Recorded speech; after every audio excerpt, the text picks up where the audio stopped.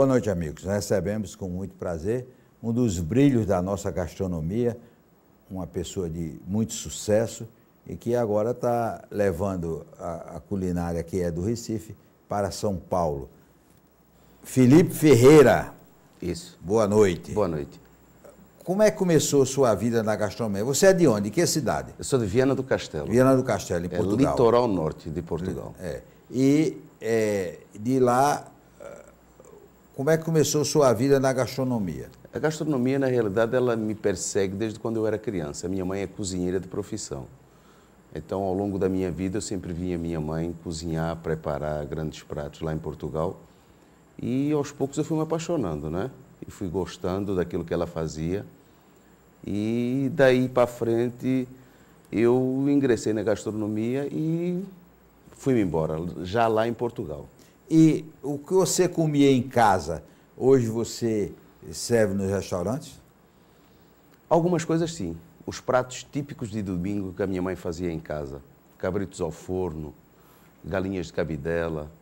A galinha de cabidela é de lá, não é daqui não, é? Não, na realidade a galinha de cabidela ela surgiu lá em Portugal, que se chama arroz de cabidela. Arroz de cabidela. Arroz de cabidela. Que é uma galinha preparada com o sangue da galinha e o arroz cozinhado junto com a galinha, né? Eu acredito que quando os portugueses chegaram aqui no Brasil, quiseram implantar e eu acho que o brasileiro tirou o arroz e deixou só a galinha de cabidela e o arroz cozinhou separado. Acredito eu, não tenho nenhuma informação concreta sobre isso. E profissionalmente, qual foi o seu primeiro passo? Profissionalmente, aqui no Brasil ou lá em Portugal? Não, em Portugal. Profissionalmente foi numa marisqueira lá em Portugal, que eu trabalhei durante anos, dediquei a minha vida, 13 anos da minha vida lá. Marisqueira em Portugal para a gente é tudo que é relativo a frutos do mar, certo? Camarão, polvo, lagosta, lavagante, entre outros frutos do mar que não são... O mais famoso é Rodrigo, né? Marisqueira Rodrigo, em Lisboa. Tem uma marisqueira Rodrigo em Lisboa, que é muito boa também. Ramiro. Ramiro, que é excelente. E entre outras, né? E eu sou do norte, né? E essa marisqueira se localizava em Viana do Castelo, que é a minha cidade natal. E então lá eu dei o primeiro passo. Fazia o quê quando você entrou no restaurante? Conte aí. O que eu fazia? Eu fiz de tudo um pouco, né? Na realidade, eu entrei para ser um garçom, digamos, dessa forma, porque eu sempre tive uma ambição comigo que... Eu sempre gostei muito da cozinha, mas sempre disse que a cozinha eu me dedicaria 100% quando eu tivesse o meu próprio restaurante. Então lá eu, de garçom, passei a maître, de maître passei a gerente e depois me tornei numa peça fundamental na inauguração das outras casas.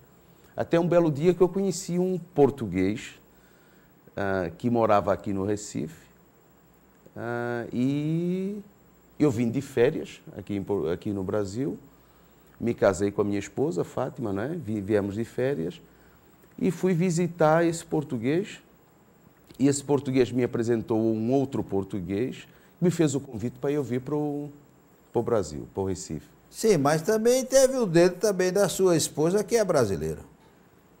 Teve. O empurrãozinho foi dela.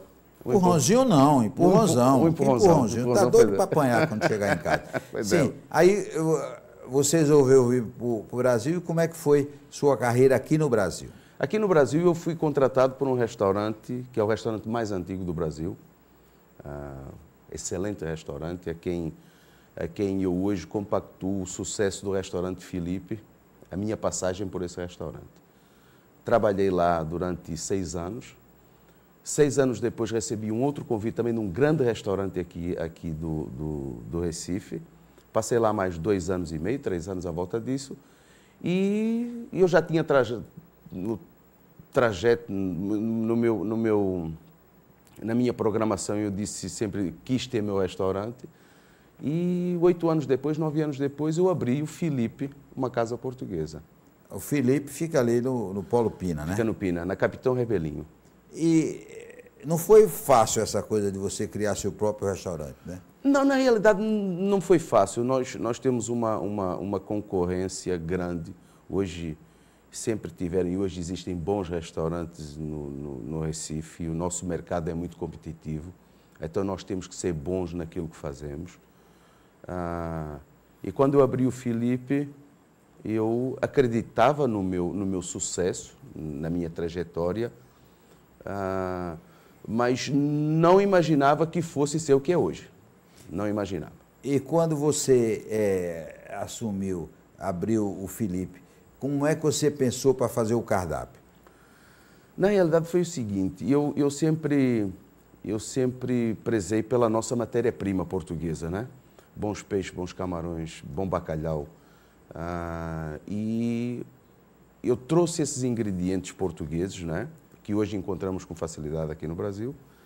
E eu comecei a me espelhar na cozinha portuguesa, mas ao longo do tempo eu fui vendo que o povo pernambucano ele é mais condimentado do que o povo português. Então hoje eu utilizo os ingredientes que nós temos em Portugal e o meu tempero eu sempre digo que leva um toque de Pernambuco, né? Adotei algumas coisas como coentros e outras especiarias que caiu no paladar do povo brasileiro, então isso tornou mais fácil. O brasileiro é doido por pimenta, né, Felipe? Ele gosta de pimenta. Você gosta?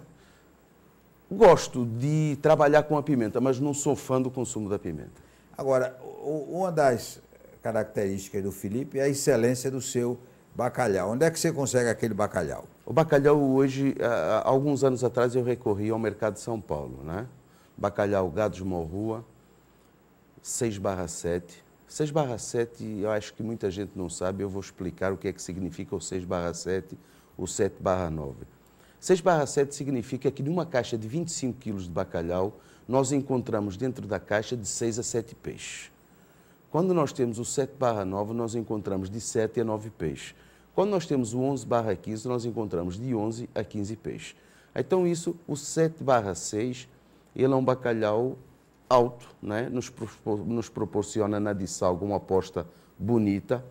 E a dessalga de bacalhau é extremamente importante também no processo para que nós adquiramos um bom prato de bacalhau. E como é a técnica para tirar o sal do bacalhau? Porque o bacalhau, normalmente, que as pessoas compram aí no supermercado, é muito salgado, né? Salgado. Ele vem em caixa de 25 quilos. O bacalhau é cortado de acordo com a necessidade da pessoa. Eu tenho o meu corte típico de bacalhau, outras pessoas têm outros cortes, depende muito da aposta de bacalhau. Então esse bacalhau, quando chega, ele é cortado, ele é lavado aquele primeiro sal que ele tem, grosso. Nós colocamos em recipientes, normalmente de plástico, e dentro de água e gelo. Em câmara fria, aproximadamente de 4 a 5 dias para dessalgar o bacalhau, trocando a água 2 vezes ao dia. Isso é fundamental, né? Fundamental. Só se tem um bom bacalhau depois de uma boa dessalga de bacalhau. No Felipe, né? Nós vamos falar do Felipe, daqui a pouco nós vamos pegar o avião para ir para São Paulo. Mas no Felipe, qual é o carro-chefe, o prato que é mais pedido? Olha, eu estou muito dividido hoje, certo? Mas eu digo que polvo, camarão e bacalhau, e eles estão muito equilibrados. O consumo desses 3 ele é bom. Falando do polvo primeiro, né? O polvo eu hoje digo que tenho o melhor polvo de Recife, né? Qual é o segredo de um bom polvo? Um bom cozimento, entendeu? Não tem mistério o polvo. Quando nós adquirimos um polvo de qualidade, comprar sempre de preferência congelado. Congelado. As pessoas têm por hábito em chegar na praia e comprar um polvo fresco. Comprei um polvo fresco, vou chegar em casa, vou fazer um arroz de polvo. Não façam isso. Comprem o polvo fresco e congelem o polvo. Esse polvo vai passar congelado 3, 4 dias. Aí o que é que acontece? Depois, 4 dias depois, se retira o polvo do freezer, se deixa descongelar naturalmente. É importante sempre nos ingredientes não forçarem o descongelamento. O camarão do mar ou do Camarão rio? do mar. O meu camarão vem de Santa Catarina. Camarão rosa. O camarão é melhor o camarão do mar do que o do rio? Não, o camarão do mar é fundamental. E de preferência rosa, né? Hoje o mercado do Brasil nos oferece camarões cinza, né? Que são camarões de viveiro. Não é um produto ruim, mas eu não sou adepto. Eu dou prioridade aos camarões do mar. Rosa. Depois do intervalo, nós vamos continuar conversando com o chefe Felipe.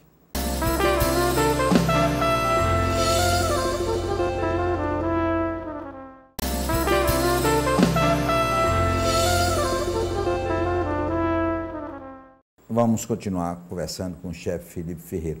Felipe, você teve um gesto de muita ousadia.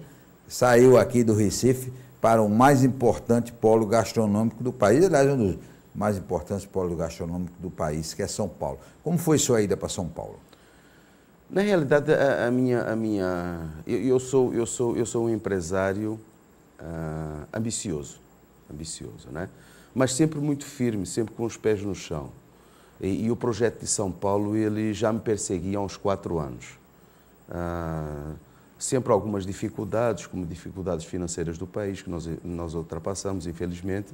Então, esse projeto foi adiando. E há um ano atrás, eu recebi um empresário pernambucano, tem um espaço excelente, que é hoje onde se situa o Aveiro, lá no bairro dos Jardins, e ele me fez esse convite, né? Ele é meu cliente assíduo, e ele me fez esse convite, e então eu fui a São Paulo e analisei o espaço em si. O mercado de lá é muito competitivo também. Em São Paulo só cabem os bons, infelizmente é dessa forma, só cabem os bons. Ou felizmente. Felizmente, né? É. Ou felizmente, é uma verdade. Só cabem os bons. E então nós tivemos uma conversa que se desenrolou ao longo de 1 ano aproximadamente, até a abertura do Aveiro, né? Hoje o Aveiro em São Paulo, essa semana mesmo foi classificado por um órgão de comunicação como o 6º melhor restaurante português para se almoçar no Dia das Mães em São Paulo. E então isso é excelente para 3 meses de mercado, onde o mercado é competitivo, onde nós estamos num polo gastronômico, como o senhor mesmo falou, maior do Brasil, eu diria que da América Latina, talvez, né? E então lá chegamos, nos firmamos, trouxe para mim a minha esposa, né? Porque hoje é ela que cuida de toda a parte administrativa, que no passado era eu que fazia tudo, então ela veio, eu convidei para isso, né? Ela hoje trabalha comigo, somos 2 parceiros e sócios. Você paga o salário direitinho ou enrola? Assim, com ela eu atraso. Atraso. Com ela eu atraso, mas ela também facilita a minha vida. Mas veja bem, você disse que está lá 3 meses, mas um amigo meu que esteve lá recentemente disse que entrou numa fila de espera miserável. Já tem lixa de espera lá. Já tem. Assim, graças a Deus tem. Isso é reflexo de um bom trabalho, sabe, João Alberto? Isso é reflexo de um bom trabalho. Nós temos um produto também de qualidade. Não fugi ao meu restaurante de Recife, não é? A proposta basicamente é a mesma. Incrementei alguns pratos que eu hoje não tenho no Felipe, uma casa portuguesa, que me vi obrigado a colocar em São Paulo, como massas e outros pratos. E o que é que acontece?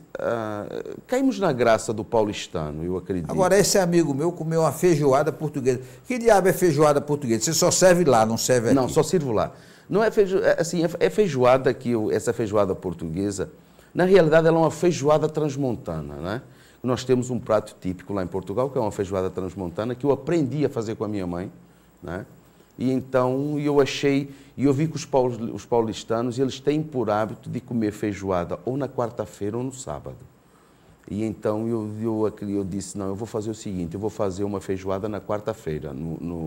A sugestão do almoço de quarta-feira é a feijoada. E deu muito certo, né? Deu muito certo. Eu sinto também que lá em São Paulo, João Alberto, as pessoas... A vida lá é muito corrida. Eu quero saber que feijoada é essa, o que é? Vou explicar, vou dar o segredo. Dê o segredo. Vou dar o segredo. A feijoada transmontana, na realidade, é o seguinte, é um feijão vermelho que nós temos lá em Portugal, que muitas pessoas já me perguntaram, não é fava, é isso, aqui não, é feijão. É um feijão vermelho, manteiga, certo? Cozinhado com cortes suínos e cortes bovinos. Leva carne de boi e carne de porco também. pé de porco, orelha de porco, lombo de porco também. Quando entramos na parte bovina, nós temos bife do vazio. Aí, agregando a isso, nós temos couve, né? Nós temos o arroz branco, nós temos a batata misturada, temos a cenoura. Eu acho que seria bom o senhor experimentar para ter uma noção do que é aquilo. Se eu lhe for explicar, o senhor não vai... Mas é gostosa? Muito. Agora, muito. Ele também me disse que comeu lá um prato extremamente pernambucano, uma sobremesa que é típica pernambucana. Você está servindo lá? Cartola. Cartola. Cartola. Caiu no gosto dos paulistanos. Eu levei a cartola primeiro porque eu acho que nós, assim, eu sempre digo, eu até tenho recentemente me perguntaram, porque eu sempre usei uma bandeira de Pernambuco e de Portugal aqui. Hoje eu tenho a bandeira de São Paulo. Por quê? Porque a de Pernambuco eu acho que não é mais necessário eu carregar no colarinho, está no coração. Então, e eu chego em São Paulo e eu sou um apaixonado por Pernambuco. Sou um apaixonado. E como é que você se divide, São Paulo e isso? Vive dentro do avião? Vivo dentro do avião. Hoje eu passo talvez uma semana em São Paulo, uma semana em Recife, né? Então, eu vejo que o mercado de Recife me exige mais nos finais de semana. E o mercado de São Paulo me exige mais durante a semana. Então, o que acontece? Eu sempre procuro trabalhar de uma forma que não prejudique nem São Paulo e não prejudique Pernambuco, né? Então, eu hoje assim me divido bastante e falando da cartola, então eu levei a cartola para São Paulo e eu disse, eu vou testar, né? As pessoas não conhecem e eu vou testar. Alguns paulistanos que visitam Pernambuco, eles já conheciam, mas é uma sobremesa que as pessoas não estavam acostumadas. Sucesso total. Hoje as pessoas já querem a receita, já me perguntam qual é a banana, já me perguntam qual é o queijo, a dosagem do açúcar e da canela para cobrir o queijo manteiga grelhado, que é fundamental isso é fundamental. Tem que haver um equilíbrio nessa dosagem do açúcar e a canela. E então, tipicamente pernambucana, e eu achei que era necessário levá-la e deu muito certo. Hoje as pessoas se sentam para pedir a cartola. Mas qual é a banana da cartola? Prata. Banana prata. Prata bem madura. E o queijo? O queijo manteiga, e sempre procurem um queijo de muita qualidade. Em São Paulo você encontra ou leva daqui? Encontrei, graças a Deus eu encontrei. A primeira, quando eu coloquei a cartola, eu levei daqui, certo? E levei um estoque razoável para que me desse tempo de eu conseguir esse produto lá em São Paulo. Então eu consegui lá no mercado de São Paulo, num fornecedor que se chama a Casa do Norte. E ele tem produtos de Minas Gerais, tem de São Paulo, tem de Pernambuco. Então ele consegui lá. E um queijo de qualidade, muitíssimo bom, mas no queijo manteiga nós pernambucanos ainda somos melhores. Agora, nós pernambucanos, já está pernambucano. Qual é o segredo que você tem do seu bolinho do bacalhau? Porque o bolinho do bacalhau do Felipe e do Aveiro, a pessoa não fica num só, né? Porque ele é tão gostoso. Qual é o segredo da qualidade do seu bolinho de bacalhau? Olha, em Portugal é pastel de bacalhau, né? Em Portugal pastel de bacalhau, também chamam de bolinho de bacalhau. Pronto, eu vou falando de Portugal, por exemplo, nós em Portugal nós temos por hábito em fritar o bolinho de bacalhau e deixamos o bolinho de bacalhau descansar 10, 15 minutos e temos por hábito em servir morno. Não sei se João Alberto já passou por isso. E aqui no Recife e no Brasil, o bolinho de bacalhau ele é frito e servido na hora, né? E o segredo não tem segredo. O bacalhau continua sendo o gado de morrua, 7/9. É um bacalhau de salgado. Eu utilizo aquelas aparas do bacalhau, as partes menos nobres do bacalhau, que são de extrema qualidade, dessalgo, da mesma forma que eu dessalgo a posta. Quando eu cozinho o bacalhau, eu cozinho depois que a água ferve durante 20 minutos. Escorro o bacalhau.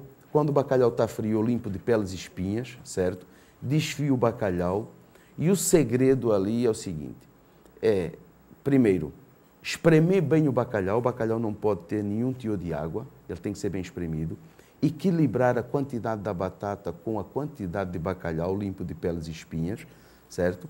Adicionar o ovo, um toquezinho de sal, a pimenta, salsa, não é? Porque muita gente, eu vejo as pessoas aqui colocarem cebolinho na massa do bacalhau. Não façam isso não, coloquem salsa. A salsa é a receita do bacalhau. Óleo bem quente, sempre colocar o bolinho em óleo bem quente, isso vai lhe proporcionar uma crosta do bolinho de bacalhau bem dourada e sequinha. E o segredo é esse, João. Não temos mais... Super fácil o bolinho de bacalhau. Não, mas tem que ter o dedo do chefe. Depois do intervalo, nós vamos continuar conversando com o chefe Felipe.